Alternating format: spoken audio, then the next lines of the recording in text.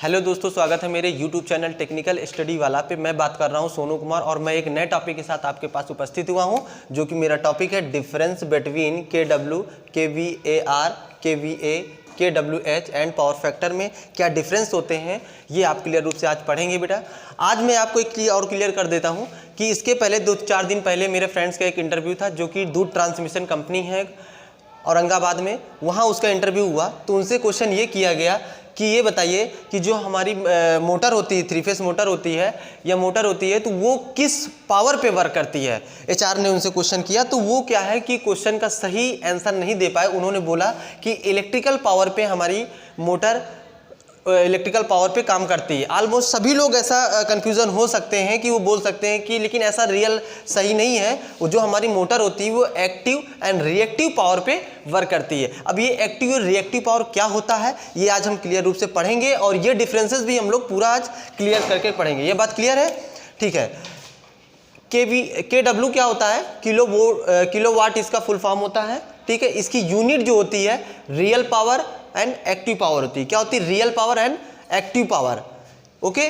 For example की अगर मैं बात करूं, कोई भी हमारी 3 फेस इंडक्शन मोटर है, क्या है, कोई भी हमारी 3 फेस इंडक्शन मोटर है, उस पर क्या है 3 फेस सप्लाई देते हैं हम लोग। RYB सप्लाई हमने दिया, तो यहाँ पे जो हमने RYB सप्लाई दिया, तो इसके बाद क्या होगा, जो इसका आउटपुट होगा एज ए मैकेनिकल पावर होगा। अब वो मैकेनिकल उसमें कन्वर्ट करने पे कितनी पावर उस पर खपत होती है, जो आपको मैकेनिकल पावर कन्वर्ट करने में जो उसका आउटपुट है उस पर कितनी पावर लगी, जो पावर लगती है उसी पावर को हम लोग बोलते हैं रियल पावर। क्या बोलते हैं? Real power. जो उसके मैकेनिकल पावर को कन्वर्ट करने में जितनी भी पावर लगती है खपत होने में, वो होती है रियल पावर। उसी को रियल पावर बोलते हैं, उसी को एक्टिव पावर बोलते हैं। ओके। या मैं बात करूं कि जो हमारी स्मॉल मोटर, मतलब जो छोटी मोटर होती हैं 1000 वाट से नीचे, कितनी, अगर 1000 वाट से जो नीचे मोटर होती हैं, ठीक है, वो क्या होती हैं, हमारी स्मॉल मोटर होती हैं। स्मॉल मोटर की रेटिंग में उस पर क्या होता है, केवल वो W की, मतलब कि वाट की होती है कि इतने वाट। ठीक है। उसमें किलोवाट शब्द नहीं जुड़ता है। लेकिन अगर किलोवाट अगर जहाँ पे ऐड हो जाएगा, तो वहाँ पे जो मोटर होगी हमारी 1000 वाट से 2000 वाट की रेटिंग की होंगी। ये बात क्लियर हो गया? ओके। ये हमारा क्लियर हो गया कि हमारा किलोवाट क्या होता है। अब हम बात करेंगे KVAR, kilo volt ampere reactive. ठीक है। इसकी बेटा यूनिट होती है रिएक्टिव पावर। इसी को हम लोग बोलते हैं अनलेस पावर। क्या बोलते हैं? Unless power. कभी कभी आपको रिएक्टिव पावर ना बोलकर बोल देंगे कि अनलेस पावर क्या होगी, तब आपको वहां पे बताना है। फॉर एग्जांपल मैं अगर इसकी भी बात करूं, कोई भी 3 फेस इंडक्शन मोटर है, 3 फेस इंडक्शन मोटर में हम लोग क्या करते हैं, जब 3 फेस सप्लाई देते हैं वहाँ पे RYB होता है, तो इसके आउटपुट पे मैकेनिकल एनर्जी पे कन्वर्ट करता है, जो कि मैंने भी आपको बताया मैकेनिकल पावर कन्वर्ट करेगा। अब मैकेनिकल पावर में जो खपत होगी, ठीक है, जो मैकेनिकल में कन्वर्ट होने में जो खपत आपकी एनर्जी लगी, पावर लगी, वो हमारे बने बताए रियल पावर। लेकिन अब ये एक चीज़ बताइए कि मैकेनिकल में कन्वर्ट करने में क्या पूरा तो नहीं मैकेनिकल का पावर मतलब कन्वर्ट कर देगा, कुछ ना कुछ लॉसेस होंगे, कुछ ना कुछ लॉसेस होंगे। वो जो आउटपुट में जो लॉसेस होते हैं, उस लॉसेस को बोलते हैं रिएक्टिव पावर। क्या बोलते हैं? रिएक्टिव पावर, जिसको हम लोग अनलेस पावर भी बोलते हैं। ओके।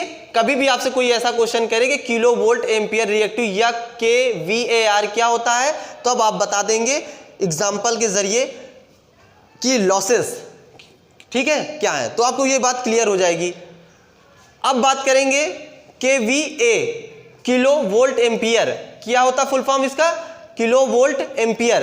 किलो वोल्ट एम्पियर की बेटा यूनिट जो होती है, कभी यूनिट आपसे बात करें तो अपरेंट पावर, या हम इसे बोल सकते हैं टोटल पावर। क्या बोल सकते हैं? अपरेंट पावर या टोटल पावर होता है।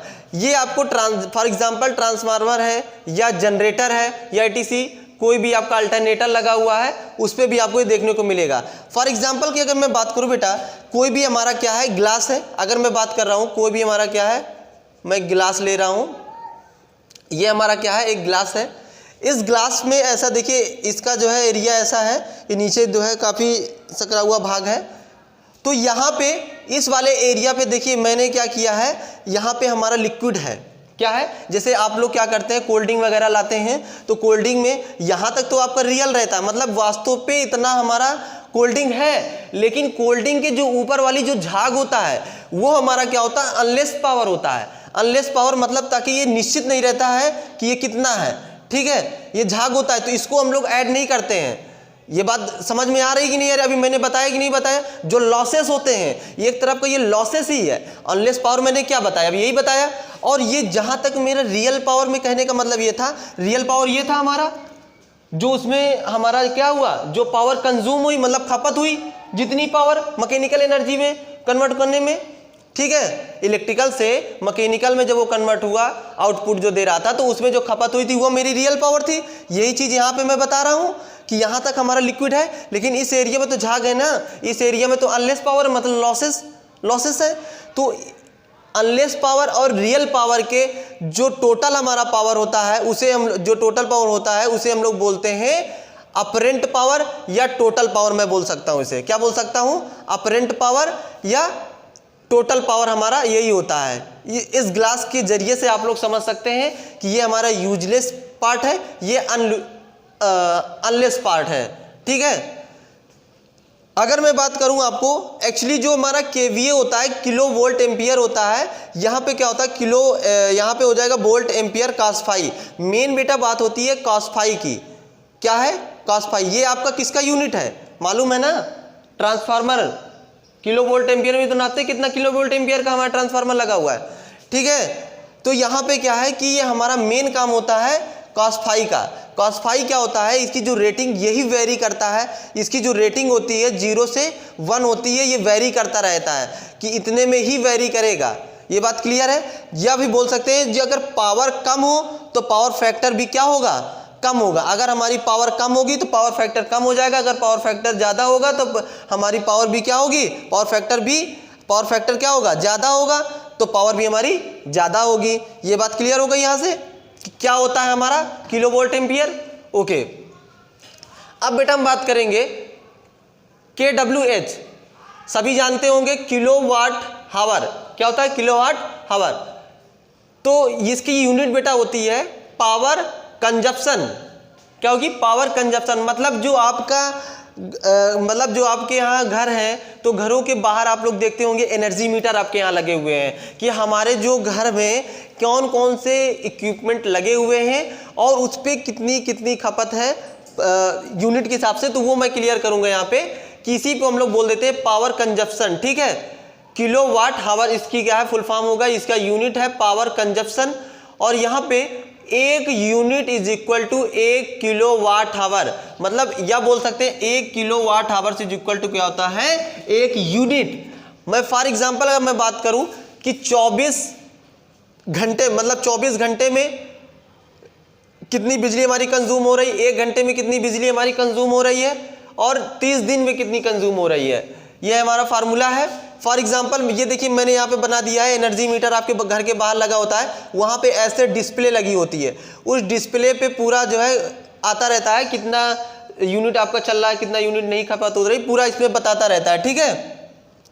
सपोज टुडे मान लीजिए, सपोज आज टुडे जो है आपका 10 किलोवाट खपत हुआ, कितना 10 किलोवाट। अगर मैं आफ्टर टाइम की बात करूं, आफ्टर 3 डेज और 30 डेज 40 किलोवाट की बिजली आपकी खपत हुई, तो आपका क्या होगा, अगर मैं टोटल की बात करूं तो 30 डेज में कितना हो जाएगा। अगर मैं 30 डेज की बात करूं तो यहाँ पे 40 में क्या करेंगे 10 घटा देंगे, तो 30 किलोवाट आपकी एनर्जी क्या होगी खपत हुई कितने दिन में 30 दिन में, ठीक है।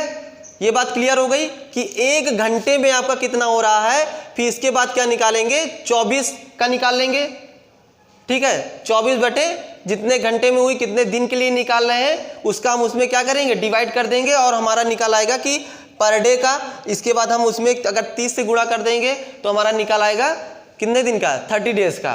कि आपके यहाँ ये डिपेंड करेगा कि आपके यहाँ जो उपकरण लगे हुए हैं वो कितने वाट के हैं।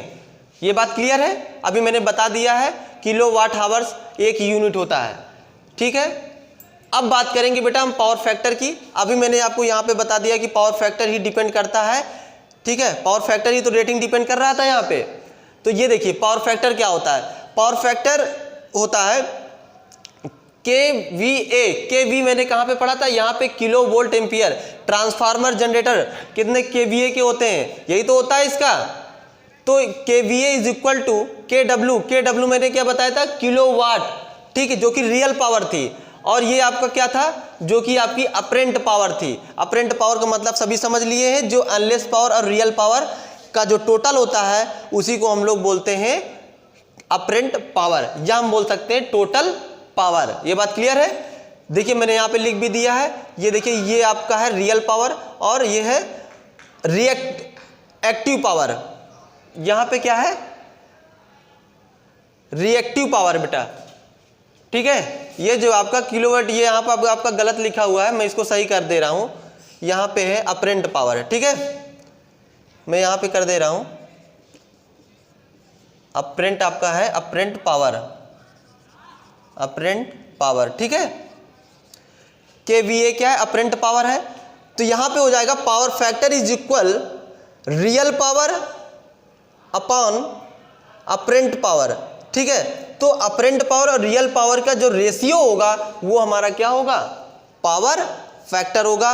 और इसका जो डायमेंशन लेस होगा बेटा, वो नंबर क्या होंगे, 0 से 1 होंगे। क्या होंगे, 0 से 1। इसी का काम होता है, क्या करेगा ये पावर फैक्टर ही ये 0 से 1 इसकी वेरी करता रहेगा। 0 से 1 ये डिपेंड करेगा आपका किस पे, मैंने बताया था पावर फैक्टर पे, कि पावर फैक्टर अगर पावर ज़्यादा होगी तो पावर हमारी क्या होगी, पावर फैक्टर भी ज़्यादा होगा। अगर हमारा क्या होगा, पावर कम आएगी तो पावर फैक्टर भी हमारा कम हो जाएगा।